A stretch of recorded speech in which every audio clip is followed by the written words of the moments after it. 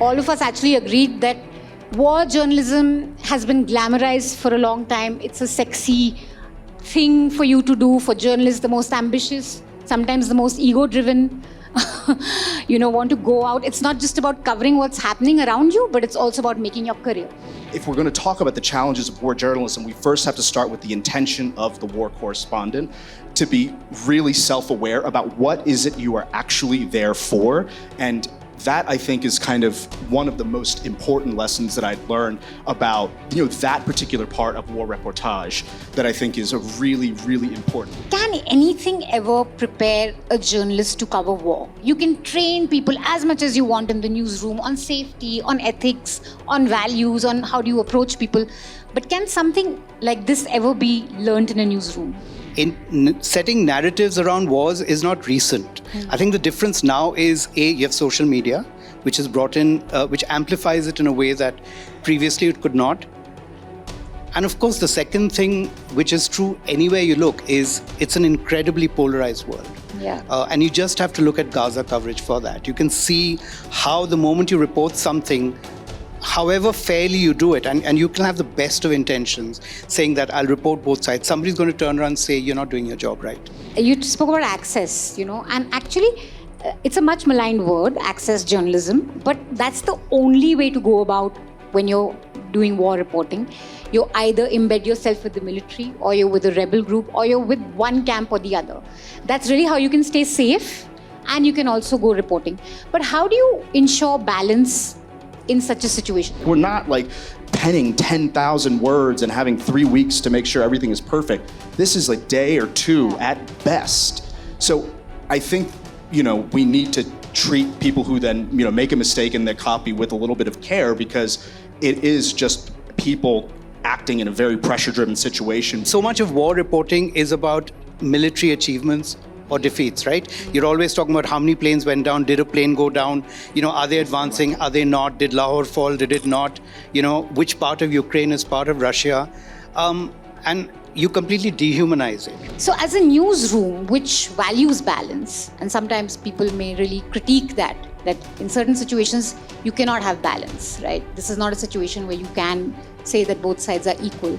How do you deal with those criticisms, and what do you say to your colleagues? 130 journalists have been killed this year or over the last couple of years, right, in the conflict. And we know that some of them have been targeted. So suddenly, just having the words press in front of you is not necessarily protection. One side or the other is going to get you.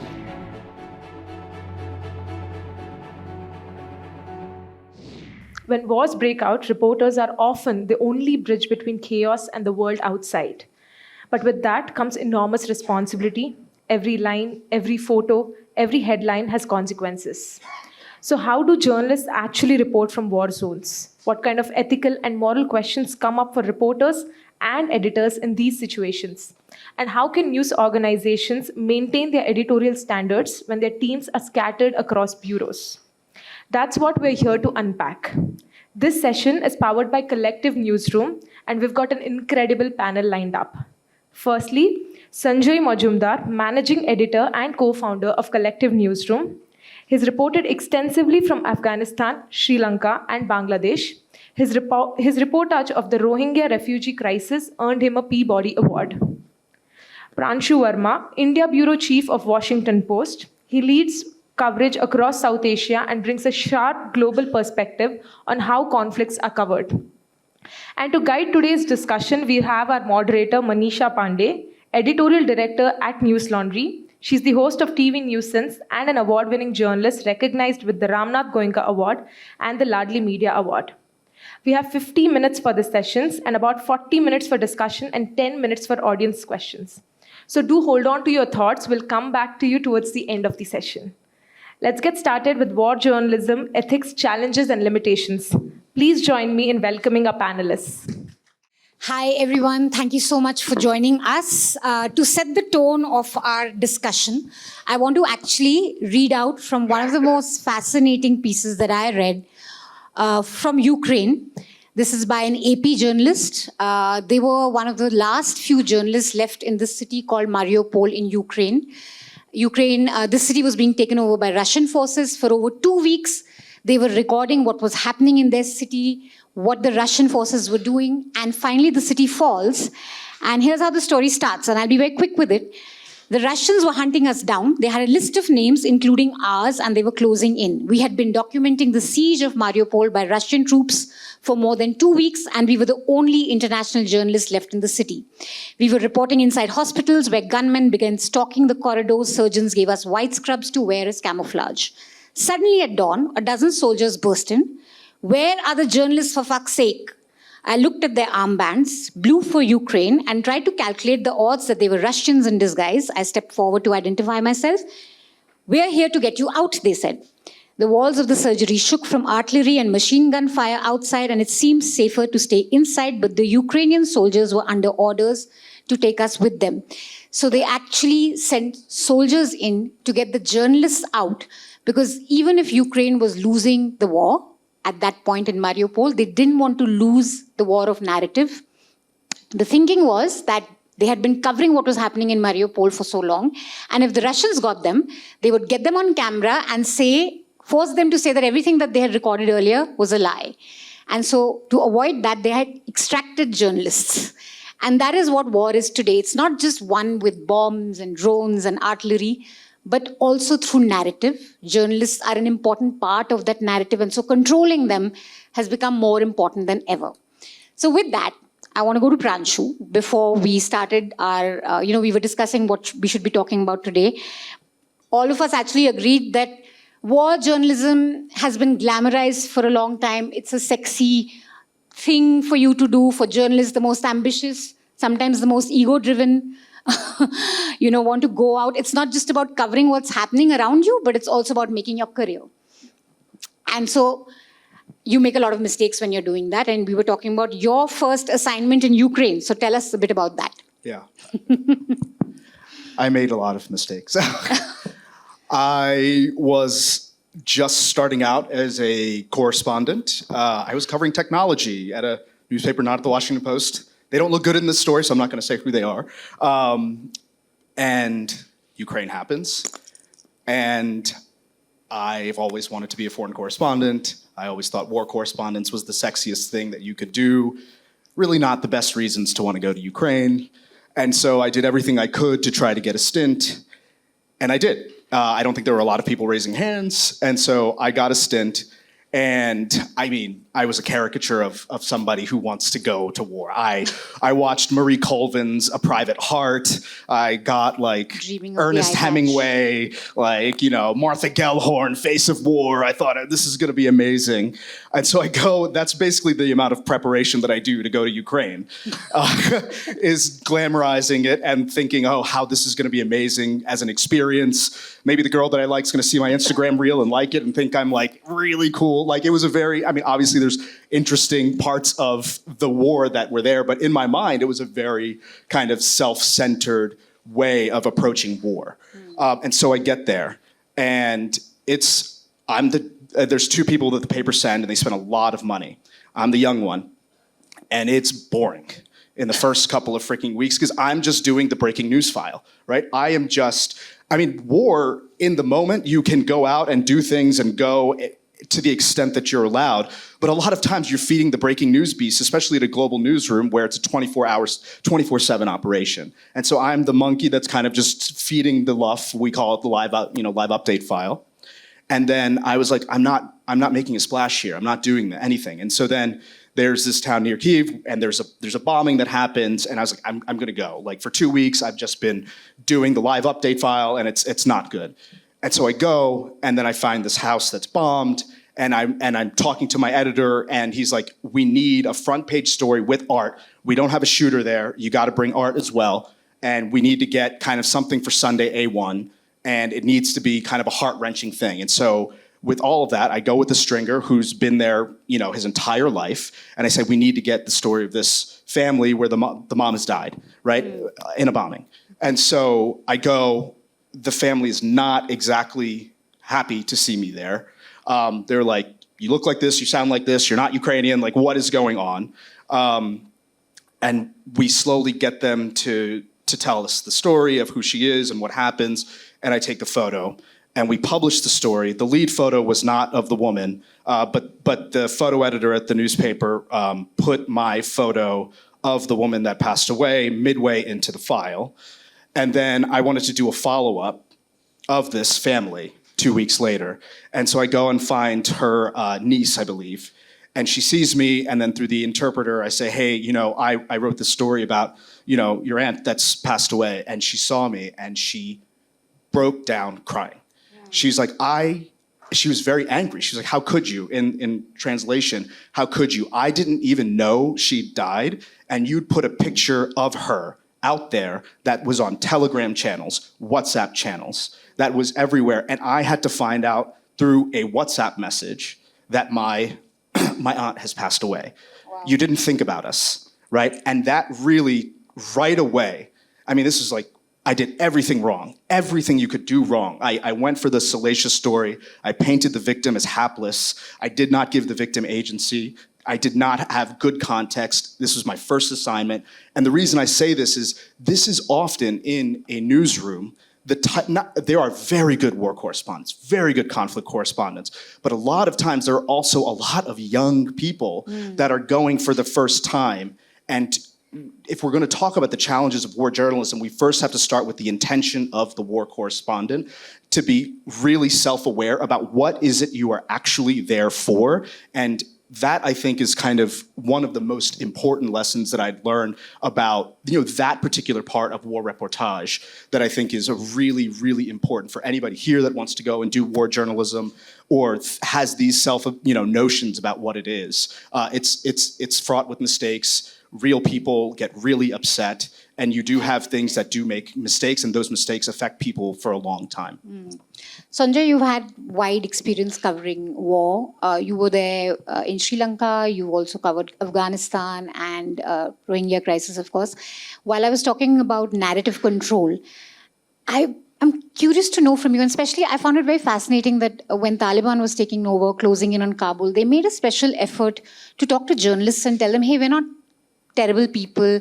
We're not really against women. So there was this, while they were closing in, there was this other sort of PR job that they thought it was important to do, to reach out to journalists and say, hey, we're not really terrible people. So on this aspect of controlling narrative, by any side, how strong is it today as opposed to earlier times in your experience of what you've been covering? And can anything ever prepare a journalist to cover war? You can train people as much as you want in the newsroom on safety, on ethics, on values, on how do you approach people. But can something like this ever be learned in a newsroom? So starting backwards, absolutely not. I think just off the back of what Pranshu said, you start covering wars because you think it'll make your career. Yeah. And the first thing you learn Selfish. is it's completely selfish, right? So when I was first sent, and I went in very excited with my body armor, and I spent 3 weeks on top of a roof with a mountain behind me, and you don't actually. This is Kabul. Okay. And just think of it. War journalism is either on top of a roof. We saw that, I think, in the first Gulf War, Peter Arnett, CNN. Second Gulf War out of Baghdad. You see it in Ukraine, and of course, Operation Sindoor, I don't need to say. Or you're doing embed journalism. Where Operation Sindoor, I must tell you, though, was happening in the studios more than the rooftops. That is true. There were some people out on the roofs as well.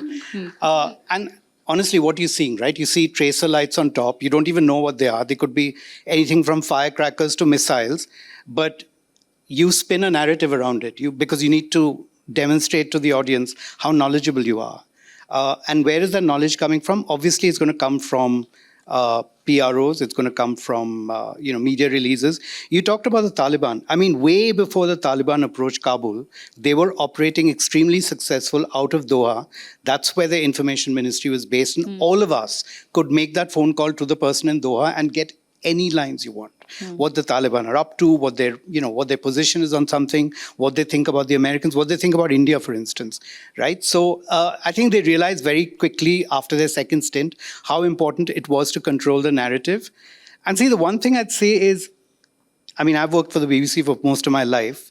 The BBC was created between two wars, right? So it was very influenced off the back of the First World War and then into the Second World War. So setting narratives around wars is not recent. I think the difference now is, you have social media, which is brought in, which amplifies it in a way that previously it could not. And of course, the second thing, which is true anywhere you look, is it's an incredibly polarized world. Yeah. And you just have to look at Gaza coverage for that. You can see how the moment you report something, however fairly you do it, and you can have the best of intentions, saying that I'll report both sides. Somebody's going to turn around and say, you're not doing your job right, because you're not showing what I want to hear. We're going to come to that very contentious topic towards the end of our conversation. But you spoke about access, and actually, it's a much maligned word, access journalism, but that's the only way to go about when you're doing war reporting. You either embed yourself with the military, or you're with a rebel group, or you're with one camp or the other. That's really how you can stay safe, and you can also go reporting. But how do you ensure balance in such a situation? I think that's the most trickiest things for a war journalist to navigate. You're embedded with one side, and you have to kind of tell the world what's happening in as fair a possible way as you can. Yeah, that's the gold standard of trickiness. Not neutrality is a myth, but objectivity is very important. And so how do you balance, obviously, context within the file of the story, but with actually what you're seeing? And from my perspective, in places outside of Ukraine, when I've helped cover in the Middle East or even oversee some parts of Sanjoy, you have to work with the people who are on the ground, because for a lot of times you are locked out, right? So now war reporting is happening with a collaboration with somebody who is from there, lives there, has lived this story for their entire life. And so you have to start, the basics is getting that perspective of what's happening on the ground, matching it with the global perspective of what a Washington Post needs to tell about to the reader through this story that you've decided to tell. And it takes a lot of back and forth between communication with the correspondent that you're working with, if you're working with a partner, or you talking with your editor as you're seeing examples of what you want the character to be, what you are looking for the finding to be. And the conversation has to go back and forth with your editor consistently to kind of ensure that, you're not just reporting a body count, right? And like I said, you're not just saying that this person is painted as this tropey narrative, right? There are some things that you just really fall into, and you have to self-check. And regardless of what the deadline is, you have to get a second read. You have to get a third read from editors within your institution to understand and really press, are we following into a trope here? Are we doing this in the best possible way, or are we kind of taking one side over the other for reasons that we don't want to be attacked by critics on our own side? And it's one of the most difficult parts I've seen of managing a story in the moment, because, again, you also come up with a point of view as you're in this conflict, as you're working with this conflict. And so you might want to say something that's happening, that you might want to call it something, and you just can't. The editorial standards division of your newsroom just won't allow you to do that. And so you have to find different ways. And so you have to find, I lean a lot on visual forensics, right? If I don't want to say a word, I want to show, not tell. And I think that I've always talked with my editor about, all right, what are we trying to say here? How can we say it without having to say it actually in actual words? Can we find a narrative? Can we find an anecdote? Can we find an investigative finding that actually does portray this is a X, Y, and Z, without ever having to just overtly say it? And I think I've had to develop that with my editors, and it's still one of the hardest, because my editor then has 3 other editors, and they might have their own. They change it back to something else, and then you change it again, and you might have lost a lot of the context of an 800-word file. And that's one of the hardest things for a global newsroom such as the Washington Post to kind of manage on a day-to-day breaking news basis. I want to stress that. If you're getting out a second-day enterprise story, you're not sitting there with beautiful copy. We're not at the New Yorker, right? We're not penning 10,000 words and having 3 weeks to make sure everything is perfect. This is a day or two at best. So I think, we need to treat people who then, make a mistake in their copy with a little bit of care, because it is just people acting in a very pressure-driven situation. But you have to have the conversations when you can, right before and throughout the editing process, to ensure you're not going one way or the other as much as possible. And that doesn't solve it, but it's kind of one of the most important practices that we have. Yeah, and speaking of verifications, this is something I want both of you to come in on. But I think for me as a journalist, Operation Sindoor, even I was overwhelmed by the volley of misinformation. I can't imagine what a common person must be going through. And during that time, friends who usually would not turn into news were messaging me and saying, hey, is this true? I mean, everyone was actually very confused. It was overwhelming for journalists too. And if we exclude the, bad faith actors who were, deliberately spreading misinformation, we also had journalists who were genuinely lost in the fog of war, so to 100%. Speak. So as a newsroom, how are you guys handling this current situation? And you guys do have a Pakistan, you had, reporters stationed there. So please tell us what that was like, handling the bureau there and handling the bureau in India. So actually, that's a really important thing. And I think one of the reasons I think the BBC as an international broadcaster is able to navigate a lot of this is because everybody thinks of BBC and only as BBC English. But it operates in 41 languages, 9 of them in India. What that means is you are going to have a network of reporters/stringers who are from the area you're reporting from, and they speak the language. So that immediately gives you a kind of access which you can't get. And it's really important when you're covering war because, as we've already established, your access is very limited in those situations.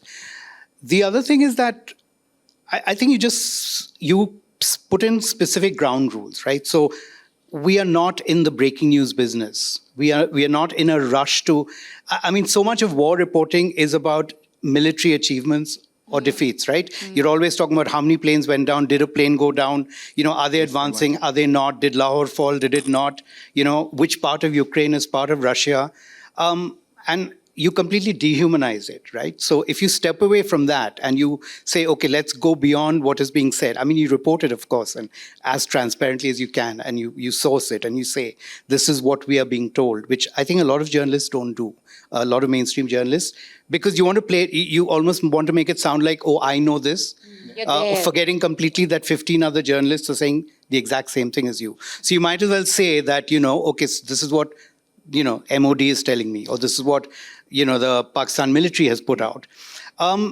Navigating Sindoor, actually, it was very tricky for us because obviously, as you know, all Pakistan content was blocked.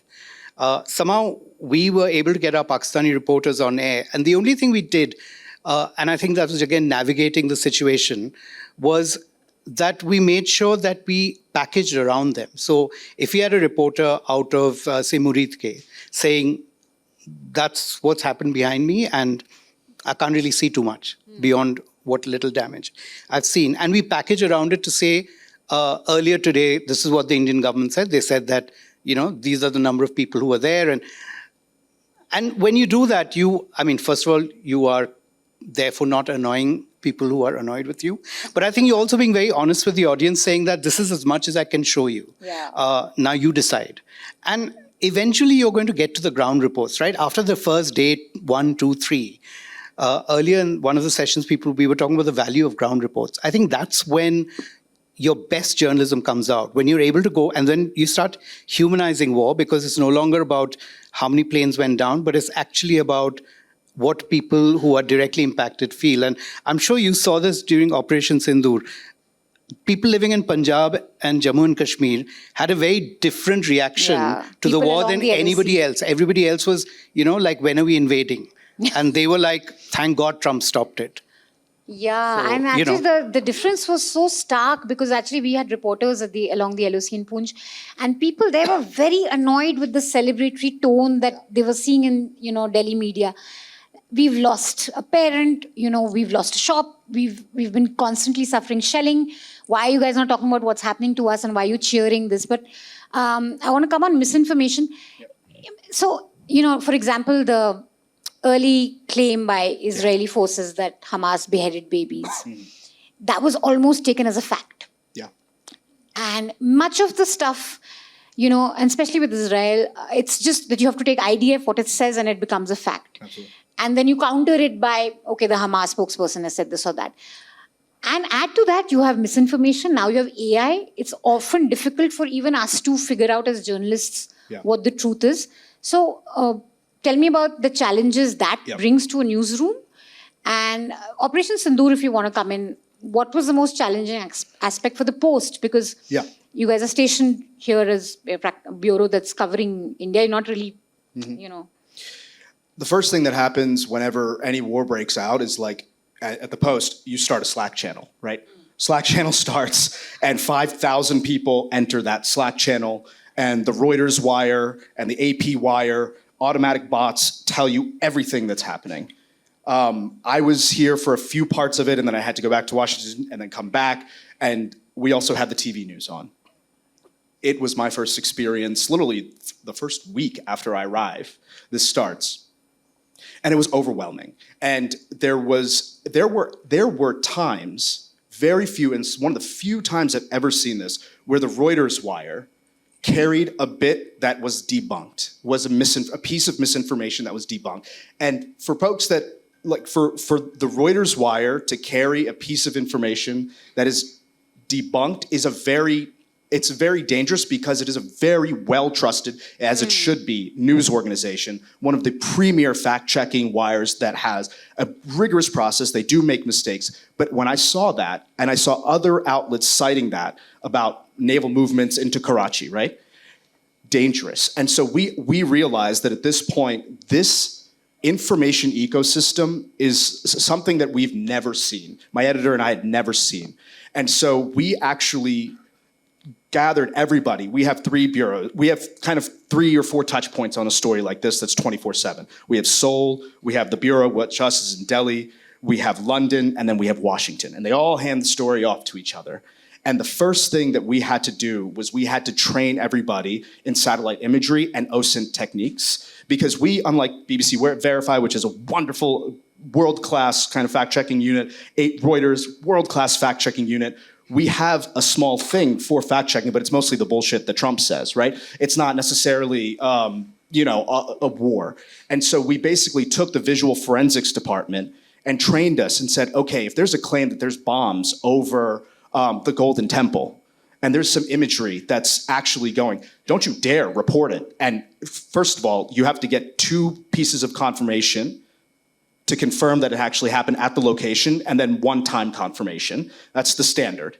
And that's if you don't have satellite imagery. If you have satellite imagery, what time of day did it happen? What are the shadows? What was the weather like? Is it raining when it was supposed to be raining? This is the level of kind of a system that we had to build, because the level of misinformation was so deep, and we didn't have a system that was so robust as other news organizations had, that we all basically in Seoul, Delhi, London, New York, became amateur OSINT kind of reporters. And then what we had to do was also do a little bit of pre-bunking, which is we put out explainer videos for the reader. Okay, you're in a situation where a lot of misinformation is happening.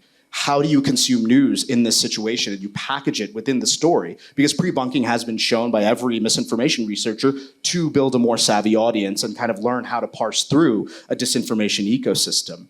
And then the other is Telegram and WhatsApp and Twitter. The amount of cross-posting of misinformation, and if you're a new reporter and you're seeing all of these claims being made in multiple Telegram groups, to run with that right away is a very, very dangerous thing. And we made sure that we built in kind of a learning process to say that, like, there are a few characteristic telltale signs of misinformation on Telegram and on WhatsApp where these things go that can often get cited in local media, but then we must not fall into that trap. And so you have to build that ecosystem as well. And so war reporting is a completely different realm now with the social media age. And I think Sindoor was kind of the prime example of how different we've now become on what we require from correspondents reporting on war. Did you find it way different from any other? The only parallel I found was the insurrection. I covered Trump's insurrection, and I covered Trump's insurrection, and I was there on the night of the Capitol, and I was there for 3 or 4 days afterwards. The chaos and the misinformation coming from the bot farms and the troll farms that were aligned with right-wing MAGA was uniquely similar to this. It was kind of, it immediately went back to my mind. And I was at the New York Times at that point, and that was kind of the similar thing that we did there, was build out this very robust kind of verification network and competency within the reporters. So we were talking about BBC, and like you said, you're covering conflicts across the world, and often, your reporters are also people who are victims of those conflicts. They have families back home who are victims of the conflict. And, we were talking about Israel and Gaza. And, a lot of the reporters who with BBC have had to answer for the BBC. And I want to delve a little in this because we were talking about the fact that you have Arab colleagues who say that, look, you are not taking a clear stance. You're doing this both-sidism that is really riling up people. We have to, go back home and answer for the BBC. We have to go back home and justify our organization, and we have to take all this anger in. So as a newsroom, which values balance, and sometimes people may really critique that in certain situations, you cannot have balance, right? This is not a situation where you can say that both sides are equal. How do you deal with those criticisms? And what do you say to your colleagues? So I think that is actually the single most hard thing to do as a newsroom editor or as part of newsroom management. Because I think very often we forget that about our reporters, that they're humans and, they come from a community, they have family. And I've seen it a number of times. I've seen it in Israel, Gaza. I've seen it in Ethiopia and Eritrea, which is a conflict that we don't see too much of here, where in the same newsroom, we have an Ethiopian service, we have an Eritrean service. They weren't talking to each other because a lot of the Eritrean reporters had family who had been jailed by the Ethiopian government. It's with Israel. And they're in the same newsroom. They're in the same newsroom, Wow. as our, we don't have an Israeli service, but obviously we have an Arab service. So you have an organization where, and the BBC can be boring beyond belief when it comes to balance, where they say you absolutely stick to the middle ground, no matter what happens, right? And that means you will never project one side over the other, okay? And at times that will lead to a dilemma where you think you're creating a false balance. But yes, I've spoken to Arab service colleagues who are well-known reporters, who obviously, when we report for the BBC, you follow the BBC's very strict editorial guidelines, which means you will report as is. So you'll see a big difference, say, between Al Jazeera reporting something and BBC reporting the same thing, even in the Arab language. And then they turn around and say, we are trolled every day, or their personal messaging groups with their family and friends are full of abuse because they're saying, they're powerful voices within the community, right? You are working for one of the world's biggest news organizations. You have a platform. And so the community turns around and says, it's your duty to tell everybody what we are going through. There's no question of balance here. You need to tell the world what's happening to us. And it's a very, very difficult, it's a traumatic experience. People have had, nervous breakdowns to even worse. People have quit. And of course, there's a very strong right-wing sort of Israeli ecosystem in the UK, which, we always know sort of how powerful the Jewish lobby is in the US. I don't think people realize that there is almost as powerful a lobby within the UK where they will name and shame journalists. They will actually put out pictures of journalists and say, this one is a Hamas operative. And that has serious consequences. No, that's a death sentence, right? There are 130 Palestinian or 130 journalists have been killed this year or over the last couple of years, right? In the conflict. And we know that some of them have been targeted. So suddenly, just having the words press in front of you is not necessarily protection. One side or the other is going to get you. And that's terrifying consequence for the reporters. And when you're management, that's even worse. Are you willing to take that risk of sending your reporter into a situation where you're actually threatening, it's threatening to them? So we're not going to look to you to answer for the Post. You're not their spokesperson. But I am not the spokesperson. But as a journalist and as a reporter who's covered war, and you're currently with the Washington Post, there is a deep anger among people, especially directed towards BBC, Washington Post, NYT. Why can you not call this out for what it is? You have, on one side, you have children who are starving. You have people who are being shot at while they are collecting food. What is this, reluctance to use the word genocide? Tell me about newsroom conversations that you've been having. I'm not going to tell you about the internal newsroom conversations that are going on about this. Give us a sneak peek into what's happening. But how do you view this? Do you think it is unique to this particular conflict, or you see this across No, all conflicts? And what is it about this particular conflict? I that think you we feel saw it's- it with Trump in 16 to a bit, but this is obviously to a level that has never been, I think it far surpasses that. I want to dispel anybody of the notion that there's one monolithic view within the Washington Post about what words to use and when. And the editorial standards is the end-all, be-all, and the editor-in-chief and the standards editor are the end-all, be-all of what gets decided. And there is not necessarily always, I mean, this is just speaking for me, not on anybody's, whatever. There's not agreement. There is absolutely not agreement. And that's the nature of this conflict. People are coming to it with their own lived realities. There are a lot of our reporters. I mean, Hajar Harb died. She's she was one of our chief Middle East correspondents, reported on the conflict through stage 3, stage 4 cancer. And I mean, just literally gave her life for showing what is happening. And she was on the byline for, I was so proud, 3, I think, of the Pulitzer package, stories that got a finalist nod last year for her.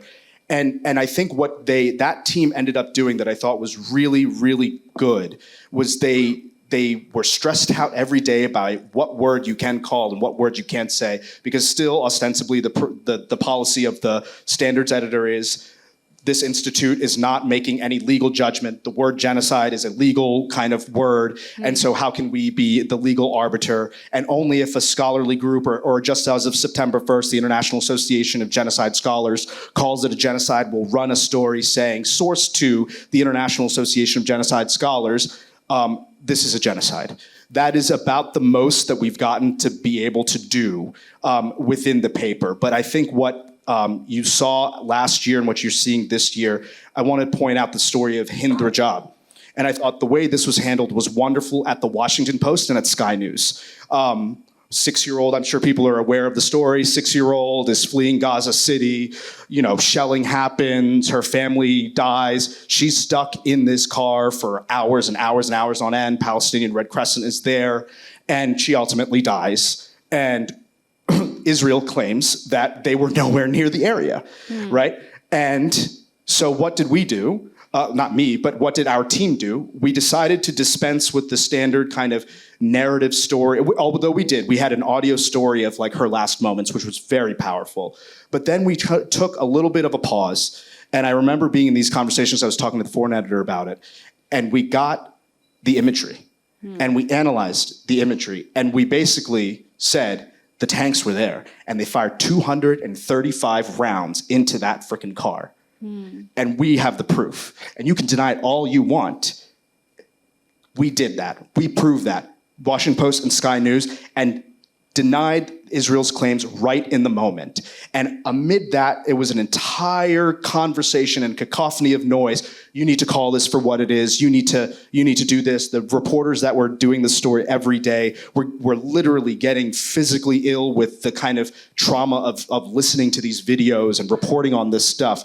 And yet when that story comes out, it goes bonkers because you don't say the word genocide or anything in it, yet you show with pinpoint precision what is actually happening. And that's why I think, once again, show, don't tell in this moment is if you have to operate as a reporter in a larger bureaucratic system, lean on your investigative kind of instincts, try to reveal. The beauty of the social media age is there is imagery, there is audio, there is ways to verify and create kind of a story that says exactly what you think is happening without having to say the words that are so loaded in a political context that an organization like the Washington Post or whatever can't, has their own policies. And, I'm not going to change that policy. Me as a person, but me as a byliner can do an investigation to kind of show what's happening. And I think that's kind of how that team, and to their credit, did 5 to 6 to 7 very, very good stories last year that really dispelled any notion of, Israel not firing on people, Israel not doing this or that by actual proof. And I think that is a really brilliant way to approach it in an organization that is as, politicized as we are.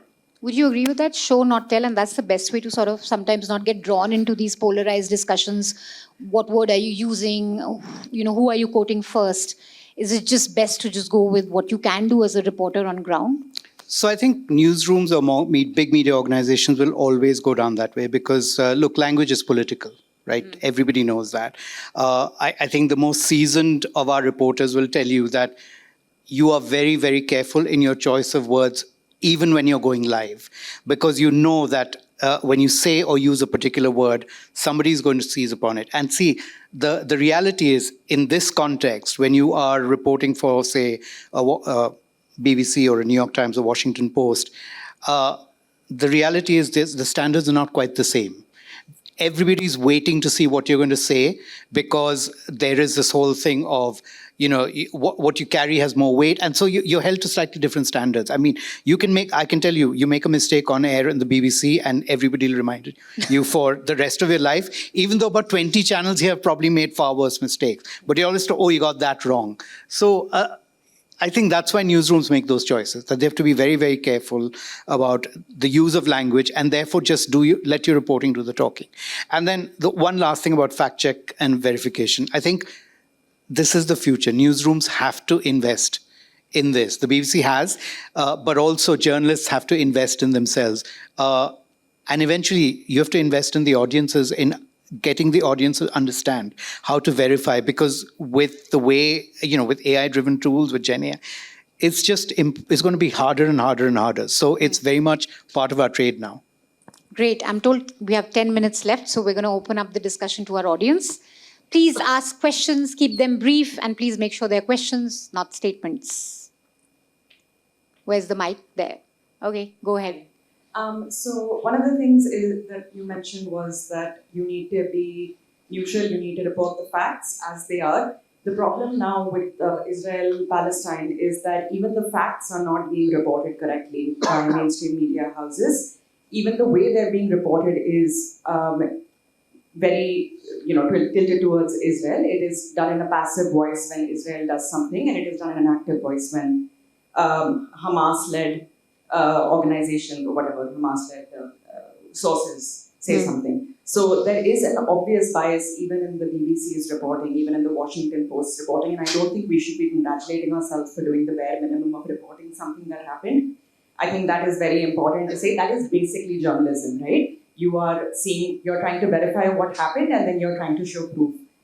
When Israel claimed that babies were beheaded, that was taken as fact, and everyone ran with that story without question.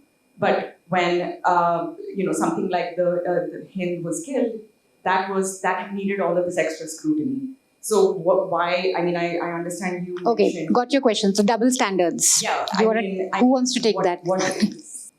Yeah, sure. So I think you're absolutely right in that, you are under tremendous scrutiny, and the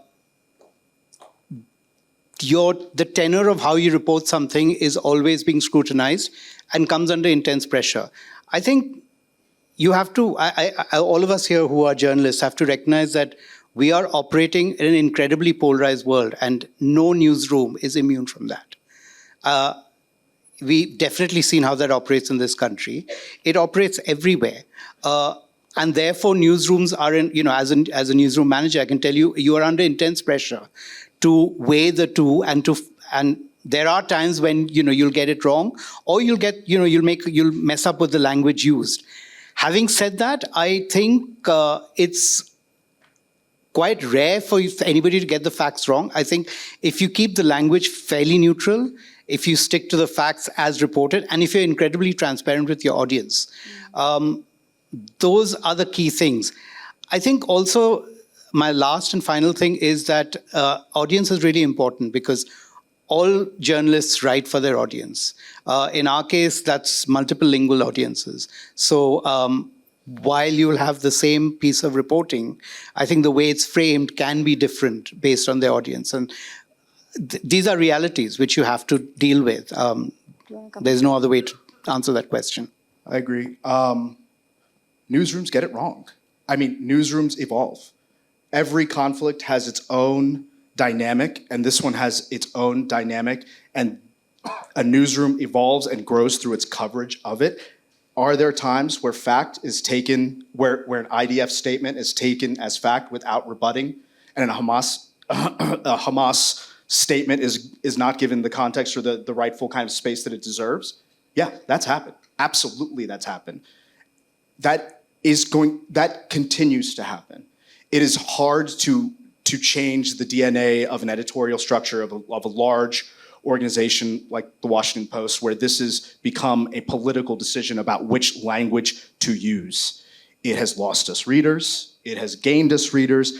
I will say, and I'm not going to wrongly tout our coverage when it's bad, but look at our cover. I look at we are trying very, very hard now to not fall into just reporting the breaking news story for what it is and try to delve into visual forensics and visual packaging, using audio, using video, using all the tools in our might to what we can do. The Boston Globe Consulting plan of making in Gaza Lago, Washington Post, right? Like we covered that, right? We're doing that all consistently. The hard part is that we are now, as a brand, getting painted by the one story that is awful or the one opinion column that is just so unhinged. And then it is kind of taking readers away from a lot of the other investigative work that is still happening even in places like the New York Times, Financial Times, Washington Post, BBC, everywhere.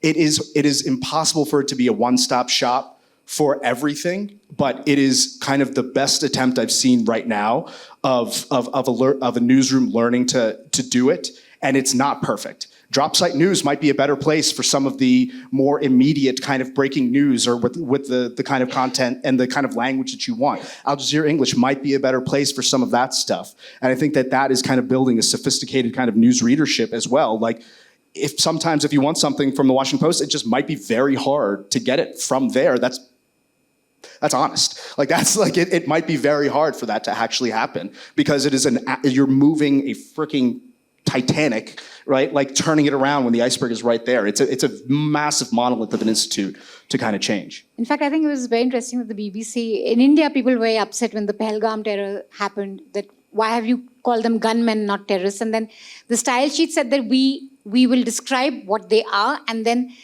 the adjectives is up to the people. And I think that comes also in larger organizations. It comes from tradition. It comes from having covered conflicts like this, where one day you're a terrorist, the next day you're a freedom fighter, the next day you're contesting elections.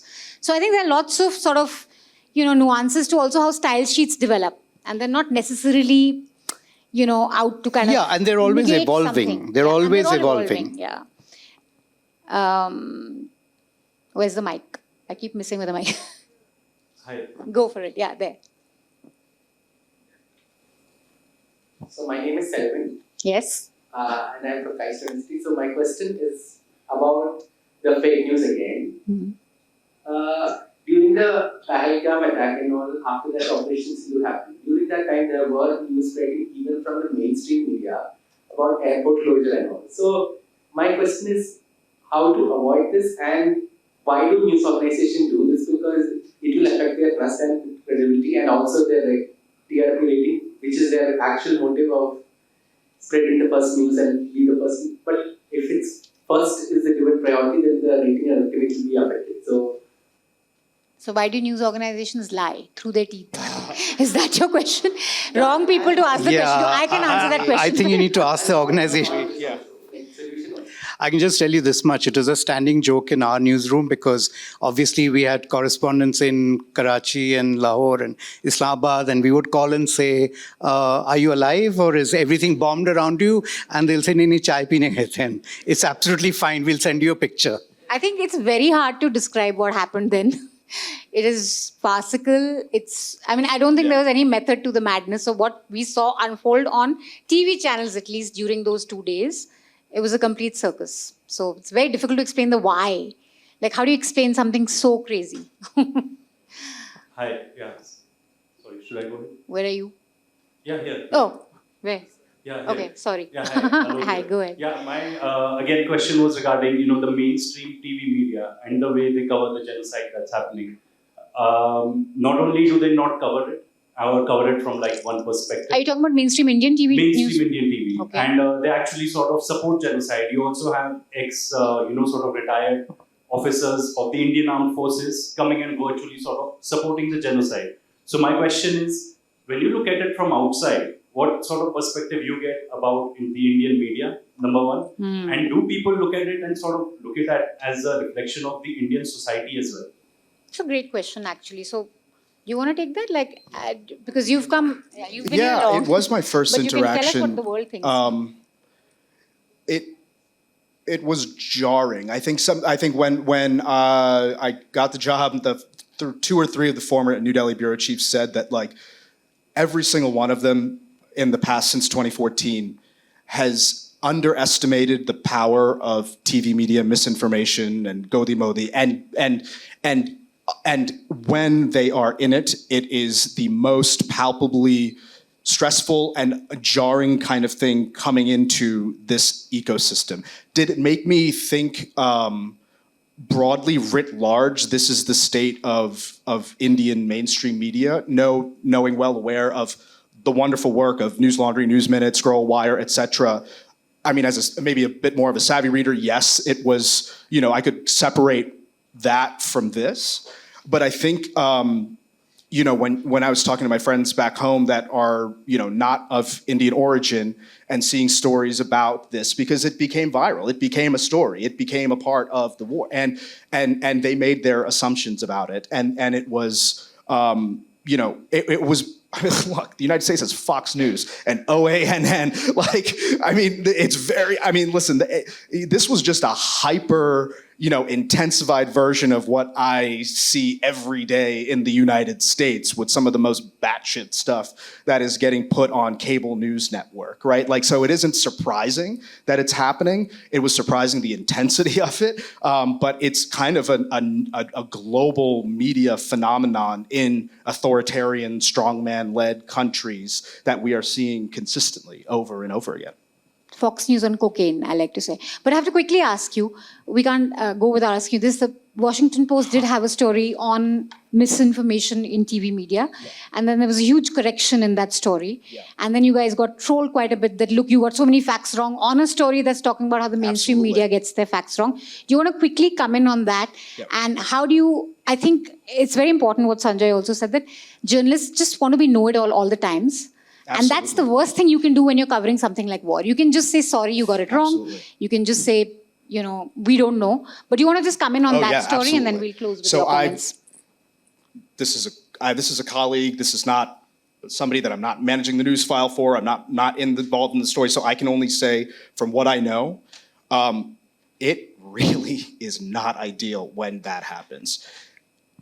I locked into an empathy mode where I was like, if this happened to me, I would crawl up and want to go in a hole someplace, because this is the pain of reporting early on in your career in a very intense disinformation ecosystem environment. This was a really, really good lesson to be learned, because it is so important to be rigorous, not quick.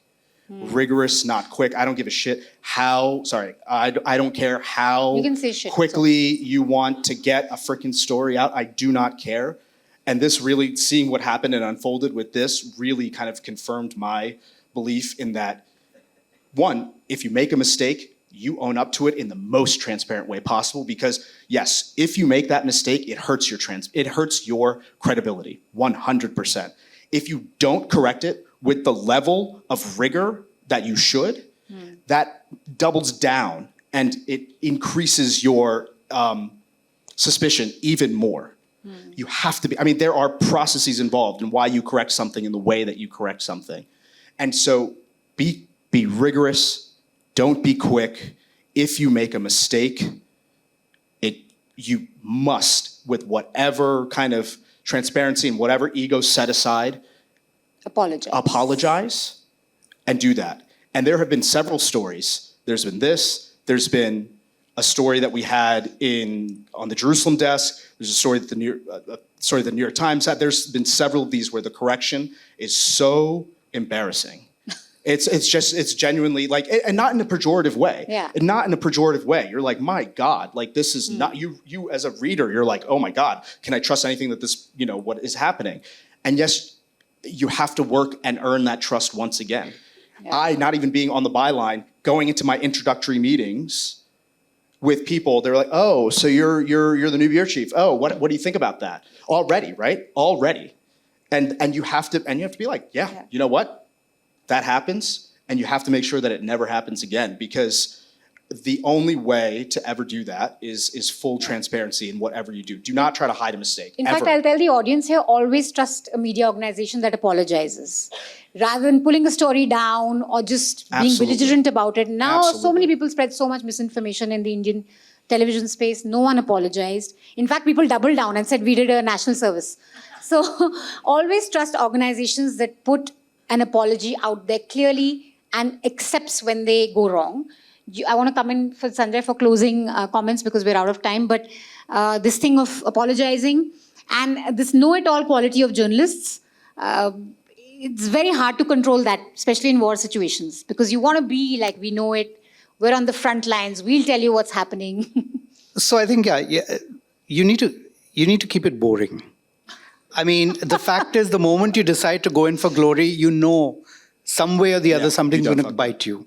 And so the best reporters are the ones who just stick it out there, and they've done it over a period of time. You earn your trust over a period of time. And, you know, I can tell you the number of calls we got during Sindoor, even from people who hate us, from governing party, everybody would just call up and say, can you tell us what's happening? What's happening? Because you have people on the other side, people we don't like, but at least tell us what's happening. So you need, I think you just have to, and good hygiene, you know. I mean, your reporters might be itching to go. As an editor, you pull them back, and you really put the guardrails on what they can and cannot do. And then, you know, you will by and large be okay. Great. Thank you so much, guys, for staying back. We're out of time, but they're here, so you can shoot your questions after the panel too. Thank you.